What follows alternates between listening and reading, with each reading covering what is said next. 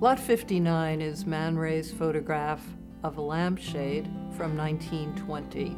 Man Ray, Catherine Dreyer, and Marcel Duchamp, around 1920, founded an organization called the Société Anonyme. And this organization, loosely organized, was dedicated to promoting modern art in the United States. Man Ray was just beginning his career. Duchamp, of course, had already painted Nude Descending a Staircase in 1912 and 1913. Photograph had been shown at the Armory. American response to modern art was vociferous and unaccepting. Man Ray is scheduled to have an exhibition at the Society's galleries, and he and Dreyer go over there the morning of the opening and discover that the lampshade that he had created for this show, which was actually made of paper, had been discarded by a very eager janitor who decided it was nothing and threw it out. So Man Ray then goes to a metalsmith, draws this very beautiful, elegant, curvilinear form, paints it with some white paint, and finds a pedestal to put it on. And this is the image that appears in this carte postale photograph. It's a very abstract and elegant form. And Man Ray is using his talents as a sculptor, as a painter, as a photographer, and obviously participating in this society to encourage the popularization of modern art. And today, the archives of the society are at Yale University.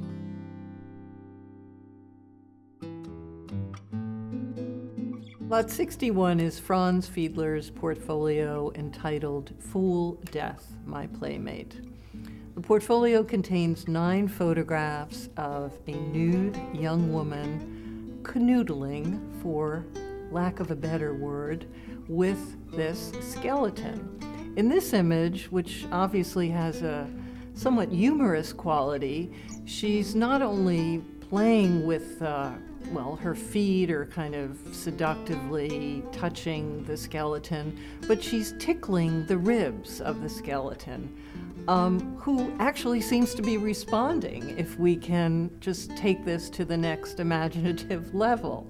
Other images in the portfolio show them holding hands, just sort of gesturing, and having this kind of interesting relationship. Fiedler was a fascinating figure. He was born in Czechoslovakia. He emigrated to Germany. He studied with a number of modernist photographers.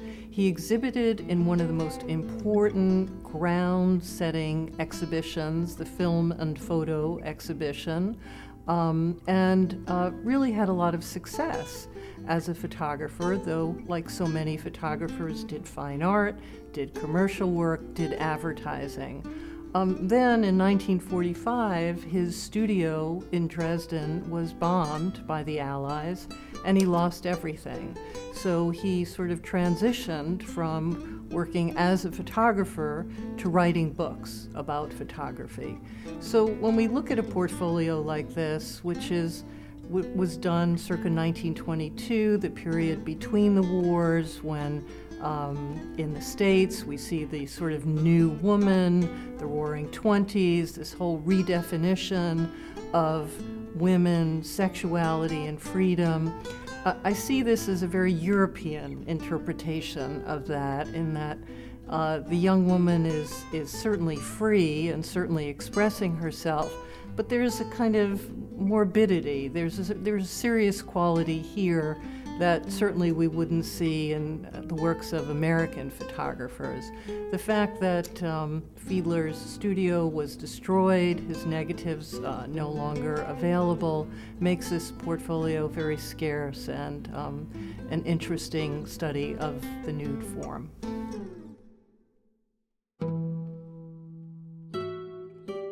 Lot 66 is our cover lot. It's a photograph by Dr. Dane Tasker entitled Eucalyptus, an X-ray.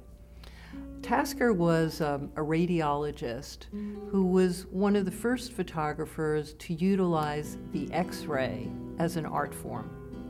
And it's really kind of extraordinary when you think of the period in which he was working. This is 1932, so again, we're looking at modernism, new forms of expression, and the floral study is probably one of the most popular genres. We see it from the Daguerrean era on.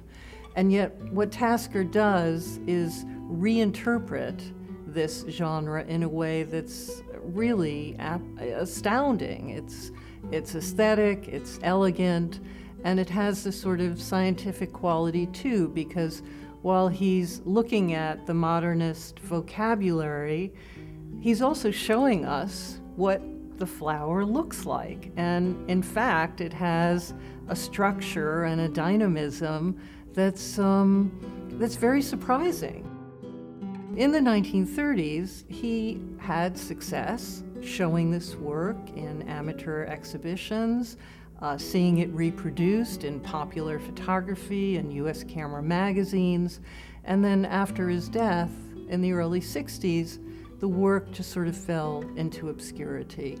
And because the field of photography is still so young, there is this sense of collectors and dealers discovering works that had once been popular or in some instances were never popular, and bringing them to the forefront of the market in a way that contextualizes them and makes them really exciting. And so that's what happened with Tasker. After 40 some odd years of laying fallow, the work was introduced at a gallery exhibition a number of years ago, and bam, it just immediately caught on. Lot 101 is Irving Penn's photographic portrait of Marcel Duchamp. Irving Penn is synonymous with fashion, glamour photography. He's the premier photographer with Vogue magazine. Currently, Penn has an exhibition of his portraits of artists and celebrities at the Morgan Library, and a silver print of this very study is among the prints on display. In 1960, Penn became interested in experimenting with the platinum technique as a way to exercise more control over his photographic prints. He discovered that he wasn't fully satisfied with the outcome and then began working with palladium. The combination of platinum palladium, which this print is an example of, allowed him to create a very nuanced portrait. In fact, a photographic print that has some of the elements of a beautiful charcoal rendering, just in terms of a luscious, kind of sensual quality of a photographic technique. In this picture, we see Duchamp, certainly one of the most important artists of the 20th century, associated with Dadaist pranks, surrealist imagery of all sorts, who in 1960 is certainly retired, enjoying his life playing chess, in a corner. And this was a conceit that Penn developed, where he would place his subject in a very narrow area so that the picture plane is somewhat collapsed and the subject, him or herself, is foregrounded. And, you know, we see Duchamp as this kind of elegant Frenchman, wearing a suit, holding a pipe, staring at the camera with a kind of relaxed abandon, but definite elegance. In terms of a photographer who really understood photographic technique and pushed the boundaries of it, I think that this image has this sort of aesthetic quality that is associated with Penn's unsurpassed talent.